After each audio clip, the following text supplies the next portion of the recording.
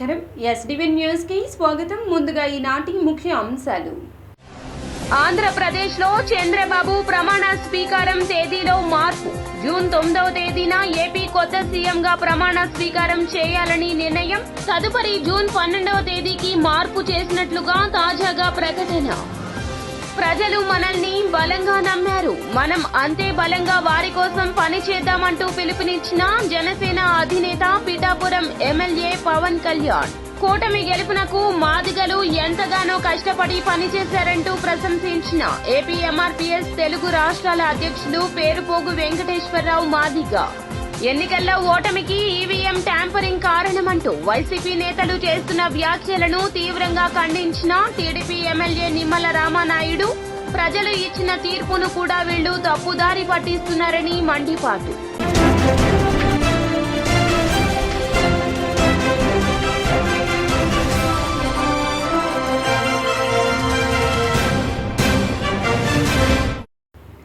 ఇక డీటెయిల్స్ చూస్తే టీడీపీ అధినేత చంద్రబాబు నాయుడు సీఎంగా ప్రమాణ స్వీకారం తేదీలో మార్పు చోటు చేసుకుంది.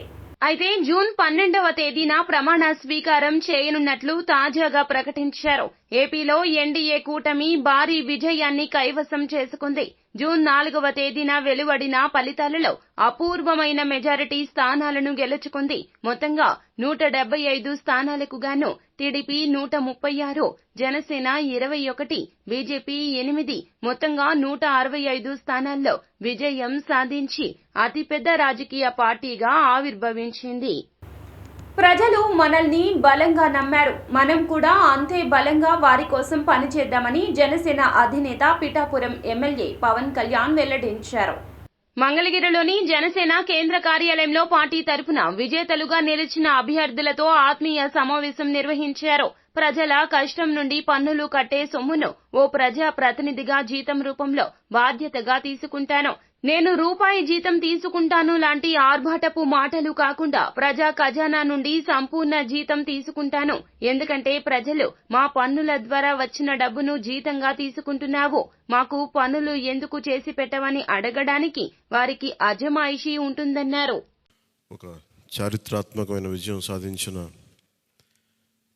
ప్రజలు ఇచ్చిన అద్భుతమైన తీర్పు, దాంట్లో మనం భాగస్వామ్యం అయ్యాం. దాంట్లో సో మీ అందరూ అద్భుతమైన మెజారిటీతోటి, బలమైన మెజారిటీలతోటి మనం 21 స్థానాలు పోటీ చేస్తే 21 స్థానాలు అద్భుతంగా గెలిచాం. 2 పార్లమెంట్ నియోజకవర్గాలు గెలిచాం. భారతదేశంలో ఎప్పుడు కూడా తీసుకున్న అన్ని సీట్లు, పోటీ చేసిన అన్ని సీట్లు గెలవటం అనేది చాలా చాలా రేరెస్ట్ ఆఫ్ ది రేర్. ఇప్పుడు జరిగిందో లేదో కూడా తెలియలేదు. బట్ కంటెంపరీ టైమ్స్ అన్ని చేసిన వాళ్ళందరూ కూడా ఏం చేస్తారు, రీసెర్చ్ చేసిన వాళ్ళందరూ చెప్తారు ఫస్ట్ టైం ఇన్ ఇండియా అని. సో మీ అందరికీ జనశ్రేణుల తరపు, జనసేన సైనికుల తరపున, వీర మహిళల తరపున, పార్టీ పోటీ చేయని పార్టీ నాయకులందరి తరపున, మా అందరి ఆశీస్సు మీరు తీసుకెళ్తున్నారు ముందుకు. రేపొద్దున అంటే మీరు ఒక్కళ్ళే వెళ్ళట్లేదు అసెంబ్లీకి, వెనక కూర్చు జనసేనకు నిలబడ్డ ప్రతి ఒక్క నాయకులు, పోటీ చేయని నాయకులందరూ కూడా, రక్తం ధారబోసిన జన సైనికులు, అసలు అలుపెరకు ఇంట్లో నుంచి బయటికి రాని వీర మహిళలు, అసలు మామూలుగా ఇంట్లో నుంచి బయటికి రా, అలాంటి వాళ్ళు బయటకు వచ్చి మరి తిరిగారు మనకి. సో వారందరూ ఆశయాలు మీరు ముందుకు తీసుకెళ్తారు. మన పార్టీ నాయకులు, జన సైనికులు, వీర మహిళలు, మన మద్దతుదారులు కాకుండా 5 కోట్ల మంది ప్రజల ఆకాంక్షల్ని మీరు అసెంబ్లీలోకి తీసుకెళ్తాను. మరి దాంట్లో నేను కూడా భాగస్వామ్యం అయినందుకు మనస్ఫూర్తిగా నేను ధన్యవాదాలు తెలియజేస్తాను. కూటమి గెలుపునకు మాదిగలందరూ కలిసి ఎంతో కష్టపడ్డారని ఏపీ ఎంఆర్పీఎస్ తెలుగు రాష్ట్రాల అధ్యక్షులు పేరుపోగు వెంకటేశ్వరరావు మాదిగ వెల్లడించారు. విజయవాడ ప్రెస్ క్లబ్ లో నిర్వహించిన విలేకరుల సమావేశంలో వివిధ దళిత సంఘాల ఆధ్వర్యంలో వేడుకలు నిర్వహించారు. కేక్ కట్ చేసి అందరికీ పంచారు. వెంకటేశ్వరరావు మాదిగ మాట్లాడుతూ 5 కోట్ల ఆంధ్రుల కళ సాకారం చేసే దిశగా చంద్రబాబు నాయకత్వంలో కూటమి ప్రభుత్వం పనిచేసి అన్ని వర్గాలను అభివృద్ధి చేయాలని కోరారు. అలాగే జగన్ పాలనలో తీవ్రంగా నష్టపోయిన మాదిగలకు మరిన్ని అవకాశాలు కల్పించాలంటూ విజ్ఞప్తి చేశారు. ఎన్నికల్లో తెలుగుదేశం కూటమి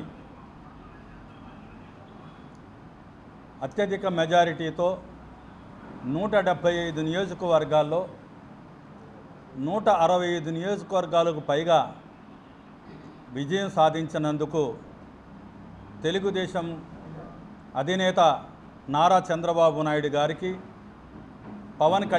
జనసేన పవన్ కళ్యాణ్ గారికి, బీజేపీ పురంధేశ్వరి గారికి, మాదిగ సంఘాల తరపున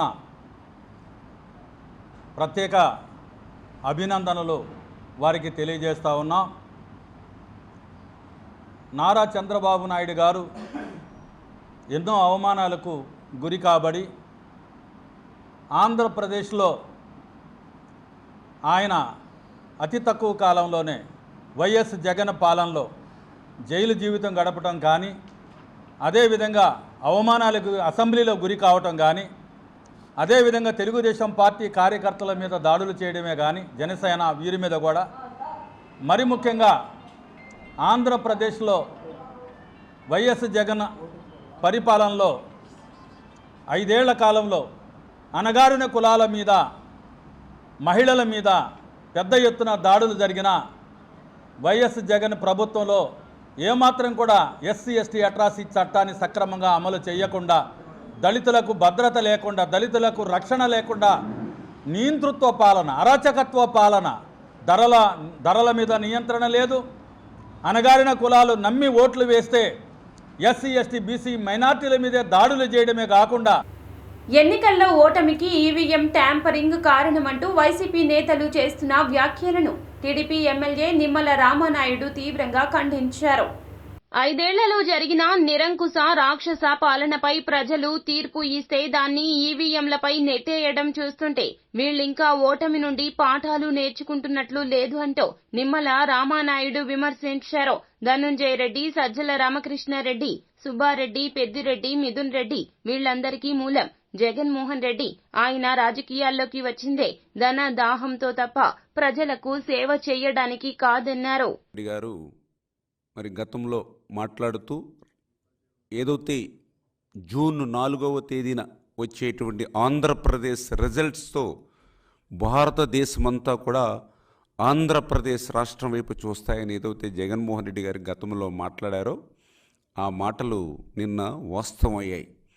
కాకపోతే ఆయన ఆశించినట్లుగా ఫలితాలు లేకుండా ఆయనకి పూర్తి వ్యతిరేకంగా నిన్న ఫలితాలు వచ్చినటువంటి పరిస్థితుల్లో ఏదైతే ఆ యొక్క ఫలితాల నుండి పాఠాలు నేర్చుకోకుండా, ఏదైతే ఆ యొక్క 5 సంవత్సరాల పాలన వైఫల్యాలు గుర్తించకుండా ఆ ప్రజలపై ఎవరైతే నిన్న ప్రజాస్వామ్యబద్ధంగా ఎవరైతే ఓట్లేశారో ఆ ప్రజల మీదే నిందలు మోపేటువంటి విధంగా నిన్న ముఖ్యమంత్రి గారు స్థాయిలో మాట్లాడడం చాలా చాలా దుర్మార్గమైన విషయం అని చెప్పి సందర్భంగా భావిస్తూ ఉన్నా.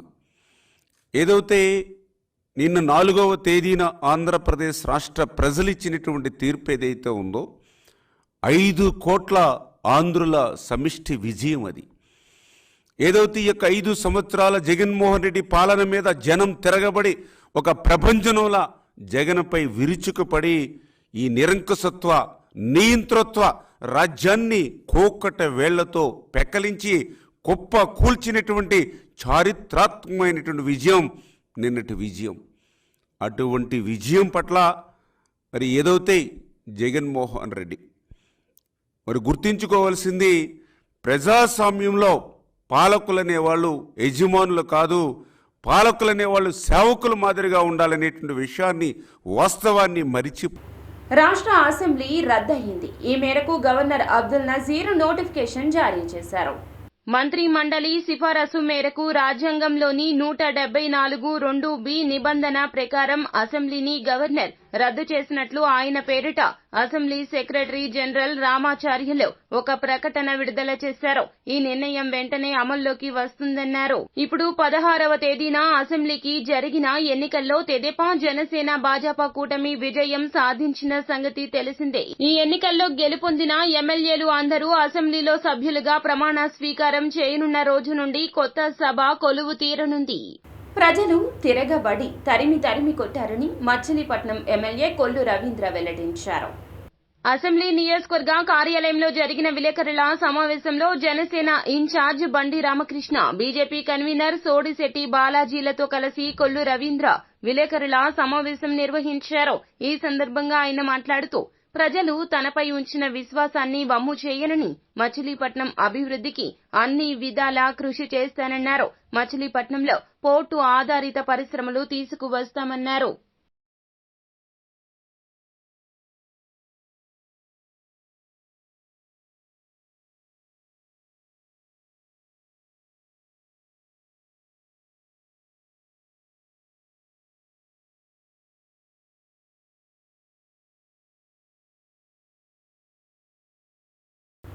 తనను అన్యాయంగా అరెస్టు చేసిన ఐపీఎస్ అధికారి ఇంటికి వెళ్లి టీడీపీ నేత పట్టాభి గాంధీగిరి ప్రదర్శించారు.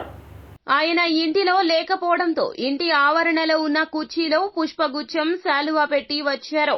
జగన్ ప్రభుత్వంలో పి జాషువా కృష్ణా జిల్లా ఎస్పీగా పనిచేసిన సమయంలో టీడీపీ అధికార ప్రతినిధి కొమ్మారెడ్డి పట్టాభిని అరెస్టు చేసి అర్ధరాత్రి వేళ తోట్లవల్లూరు పోలీస్ స్టేషన్ కి తరలించారు. ఫలితాలు విడుదలైన నేపథ్యంలో ఈ ఘటనను పట్టాభి గుర్తుకు తెచ్చుకున్నారు. ఆయన తోట్లవల్లూరు పోలీస్ స్టేషన్లో నాకు చాలా గొప్పగా జాషువా గారు ఆ రోజున కృష్ణా జిల్లా ఎస్పీగా ఉన్నటువంటి జాషువా గారు నాకు చాలా గొప్పగా మర్యాద చేశారు. ఆ రోజున అర్ధరాత్రి పూట తోట్లవల్లూరు స్టేషన్లో కరెంటు ఆఫ్ చేసి మరీ నాకు ఆయన చేసినటువంటి మర్యాదలు అసలు చాలా మర్చిపోలేను. అంటే ఒక ఎస్పీ గారు ఒక పౌరుడికి ఆ రకంగా అంత రాచ మర్యాద ఒక పోలీస్ స్టేషన్లో కరెంట్ ఆఫ్ చేసి మరీ నాకు చాలా గొప్పగా మర్యాద చేసినటువంటి జాషువా గారిని వ్యక్తిగతంగా వచ్చి వారిని అభినందించుదామని వచ్చాను. కానీ వాళ్ళ నా దురదృష్టం ఆయన ఊళ్ళో లేరు. కాబట్టి జాషువా గారు ఒకసారి మీరు నాకు అవకాశం ఇస్తే మీకు ప్రత్యేకంగా నేను ఒక సాల్వా కప్పి బొకే ఇచ్చి వెళ్దామని రావటం జరిగింది. కాబట్టి ఇవి మీరు దయచేసి స్వీకరించాలి జాషువా గారు. ఇక మీకోసం ఒక బొకే, సాల్వా రెండు కూడా ఇక్కడ మీకోసం పెట్టి వెళ్తా ఉన్నాను. దయచేసి ఇవి మీరు స్వీకరించాలి. తర్వాత భవిష్యత్తులో నాకు ఒక 5 నిమిషాలు అపాయింట్మెంట్ ఇస్తే వ్యక్తిగతంగా వచ్చి మిమ్మల్ని మీరు నాకు చేసినటువంటి సత్కారానికి, నా జీవితంలో మర్చిపోలేనటువంటి సత్కారం నాకు ఏదైతే చేశారో దానికి మీకు అభినందనలు తెలియజేసే అవకాశం నాకు కల్పించండి జాషువా గారు.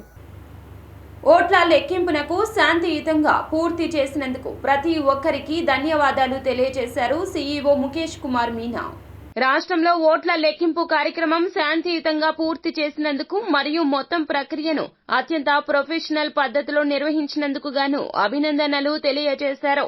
ఇటువంటి ప్రతిభావంతులైన అధికారుల బృందానికి నాయకత్వం వహిస్తున్నందుకు నాకు ఎంతో గర్వంగా ఉందన్నారు. ప్రజాస్వామ్య పండుగను రాష్ట్రంలో ఎంతో విజయవంతంగా నిర్వహించడంతో పాటుగా ఓట్ల లెక్కింపు ప్రక్రియలో రాష్ట్ర వ్యాప్తంగా అన్ని జిల్లాల్లో అనుసరించిన మంచి పద్ధతులను భవిష్యత్తు తరాల వారికి ఎంతో ఆదర్శంగా మరియు మార్గదర్శకంగా ఉండే విధంగా ఒక కరదీపికను రూపొందించాల్సిన అవసరాన్ని ఆయన వ్యక్తం చేశారు.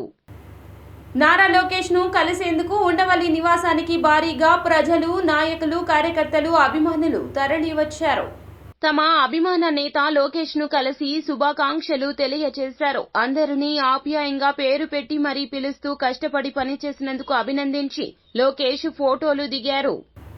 ప్రకృతిని రక్షిద్దాం, భావి తరాలకు ఆదర్శంగా నిలుద్దామంటూ ఏపీ కాలుష్య నియంత్రణ మండలి కార్యదర్శి వి శ్రీధర్ పిలుపునిచ్చారు.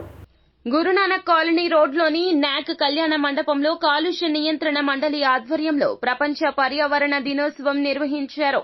ఈ సందర్భంగా శ్రీధర్ మాట్లాడుతూ మానవ మనుగడ సజావుగా సాగాలంటే ప్రకృతిని కాపాడుకోవాలన్నారు. ప్లాస్టిక్ వ్యర్థాల నిర్వహణపై అవగాహన లేకపోతే భావితరాల భవిష్యత్తు చేజేతులారా నాశనం చేసిన వాళ్లమవుతామంటూ హెచ్చరించారు. మట్టి, నీరు, గాలి కలుషితం ఇప్పటి నుంచే చర్యలు తీసుకునే విధంగా ప్రతిజ్ఞ చేయాలన్నారు. ప్రపంచ పర్యావరణ దినోత్సవ సందర్భంగా ఏర్పాటు చేసుకున్నటువంటి ఈ సభకు విచ్చేసి వేదికను అలంకరించినటువంటి ముఖ్యులు, ఈరోజు స్పీకర్స్ డాక్టర్ ప్రొఫెసర్ మురళీకృష్ణ గారికి, డాక్టర్ కామేశ్వరరావు గారికి, డాక్టర్ రత్నం గారికి, అదేవిధంగా చీఫ్ ఇంజనీర్ భాస్కరరావు గారికి, మునిస్వామి నాయుడు గారికి, జోనల్ ఆఫీసర్ విజయవాడ, మరియు ఇక్కడ విచ్చేసినటువంటి ఇండస్ట్రియలిస్టు, హాస్పిటల్ మేనేజ్మెంట్సు, అదేవిధంగా స్టూడెంట్స్కి, మీడియాకి, ప్రెస్ అండ్ ఎలక్ట్రానిక్ మీడియాకి అందరికీ కూడా నా హృదయపూర్వక నమస్కారం. సో ఇదివరకే మన బుర్రకథలో కానీ మిగతా వాటిలో వాళ్ళు చెప్పారు ఈరోజు ప్రాముఖ్యత ఏంటి అని.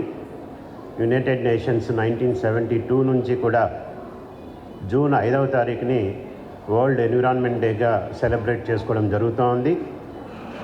ప్రతి సంవత్సరము కూడా ఏపీపీసీబీ ఆధ్వర్యంలో స్టేట్ లెవెల్లో కానీ అదేవిధంగా జిల్లా స్థాయిలో కానీ ఈ కార్యక్రమాన్ని మనం చేపడుతున్నాం. అదేవిధంగా ministry of environment, forest and climate change, government of India వారు ప్రతి సంవత్సరం కూడా మనకి ఈ జూన్ 5th ఒక స్లోగన్ ఇవ్వడం జరుగుతుంది, ఒక టాపిక్ ఇవ్వడం జరుగుతుంది. అదేవిధంగా ఈసారి మనకి ఇచ్చినటువంటి టాపిక్ ల్యాండ్ రెస్టరేషన్. సమస్య ఏంటంటే ఈ చెత్తని, అంటే ఈ గార్బేజ్ కావచ్చు, లేకపోతే ప్లాస్టిక్ వేస్ట్ కావచ్చు, ఏదైనా వేస్ట్ నిర్మూలన విషయంలో మాత్రం మనం వెనకబడి ఉంటున్నాం. కాబట్టి అక్కడ ఒక్క దగ్గరే మనం చాలా ఇంప్రూవ్ చేసుకోవాల్సిన అవసరం ఉంది. దీనికోసం మనం ఏం చేయాలంటే, for example plastics, SU and single use ప్లాస్టిక్స్ని బ్యాన్ చేయడం జరిగింది. అవి అయినప్పటికీ మనం ఇంకా మార్కెట్లోకి వస్తున్నాయి. కాలుష్య నియంత్రణ తన ప్రయత్నాలు దాన్ని చేస్తుంది. యుఎల్బీస్ కూడా వాళ్ళ ప్రయత్నాలు చేస్తున్నారు. బట్ ఏంటంటే ఈ రైడ్లు, పెనలైజేషన్ ఒక్కటే దానికి మార్గం కాదు. ప్రజల్లో కూడా మార్పు రావాలి. ప్రజలు కూడా మనం ఏ చట్టాలు అయితే పెట్టామో అవి ఇంప్లిమెంట్ చేసుకోవాల్సిన బాధ్యత మన అందరికీ ఉందని, ఆచరించినప్పుడే అది సక్సెస్ అవుతుంది ఏ చట్టమైనా సరే ఇంప్లిమెంటేషను. సో ఆ విధంగా మనందరం ఒకసారి ఆలోచించుకోవాలి. మనకి ఇప్పుడు మన టూరిజం ప్లేస్ చూసినా, ఎక్కడికి వెళ్ళినా సరే, ఈ మధ్యన బీచ్కి వెళ్ళడం జరిగింది. వైజాగ్ బీచ్లో చాలా చక్కగా ఉంటుంది. మీకు అందరికీ తెలిసిందే వైజాగ్ బీచ్ ఎంత శుభ్రంగా ఉంటుందో. అలాంటి చోట వాళ్ళు బీచ్ రోడ్డు మొత్తం కూడా ప్రతి చోట ప్రతి ఎలక్ట్రిక్ పోల్కి కూడా 2 బిన్స్ ఏర్పాటు చేశారు చెత్త వేసుకోవడానికి. అయినప్పటికీ కూడా ప్రతి ఒక్కరు కూడా బీచ్లోనే చెత్త వేయడం జరిగింది. అన్ఫార్చునేట్ థింగ్ ఏంటంటే పాపం government and pollution control board, మిగతా ఏజెన్సీలు కూడా. భవానీపురంలో నీటి కొరత వల్ల ప్రజలు పలు ఇబ్బందులు పడుతున్నారు. భవానీపురం ప్రియదర్శిని కాలనీ, ఇతర పరిసర ప్రాంతాల్లో నీటి కొరతతో ప్రజలు ఇబ్బందులకు గురవుతున్నారు. గత 2 రోజుల నుండి నీటి కొరత వల్ల నానా అవస్థలు పడుతున్నారు. పిల్లలు, వృద్ధులు నీటి కొరతతో ఇబ్బందులు పడుతున్నారంటూ స్థానికులు ఆవేదన వ్యక్తం చేశారు. కనీసం త్రాగడానికి కూడా నీరు కూడా లేకుండా తాము ఇబ్బందులు పడుతున్నా అధికారులు పట్టించుకోవడం లేదని, త్వరితగతిన తమ సమస్యను పరిష్కరించాలని కోరుతున్నారు. వార్తలు ముగించే ముందు ముఖ్య అంశాలు మరోసారి. ఆంధ్రప్రదేశ్లో చంద్రబాబు ప్రమాణ స్వీకారం తేదీలో మార్పు. జూన్ 9వ తేదీన ఏపీ కొత్త సీఎంగా ప్రమాణ స్వీకారం చేయాలని నిర్ణయం. తదుపరి జూన్ 12వ తేదీకి మార్పు చేసినట్లుగా తాజాగా ప్రకటన.